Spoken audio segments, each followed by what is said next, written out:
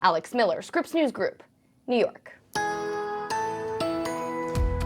Thanks, Alex. Let's take a look outside, and also let's take a look at the temps. Downtown Detroit's at 82, but it's feeling like 85. That's the work of that dew point. You get that number in the mid to upper 60s, that air mass you can feel.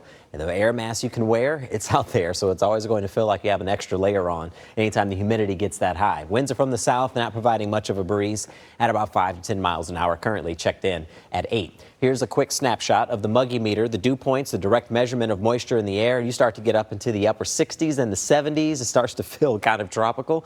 Mount Clemens at 70, Windsor at 70, so it's very humid out there. You're going to reach for the air conditioners, even though the temps, simply put, are not all that impressive. Our average high temp this time of year, 80 degrees. A lot of us are pretty close to that. Port Huron at 81, only 82 at the airport, 79 in Monroe, and 80 degrees in Adrian. You'll also find near Monroe, near the state line, a few showers are sneaking by. I think the worst of this is going to pass us to the south and east, even though there's a slight chance to get a pop-up stray shower or storm. When you have this type of humidity, it's just easy to get that type of activity. And also until the boundary clears us. There's a cold front that's working through. It's not producing a lot of bite with it, which is a good thing, but most of the lift is actually to the south, closest to the warm front, and that's where we're seeing what's going on with that. So the chance of rain will be around. We'll say spotty at best from start to finish until around sunset. That's when we should be able to put the threat of the storms to rest. Over the next few hours, hazy skies at times. We'll call it hot and humid, with temperatures climbing into the mid to upper 80s in a lot of spots. Thinking the high temp will be 87.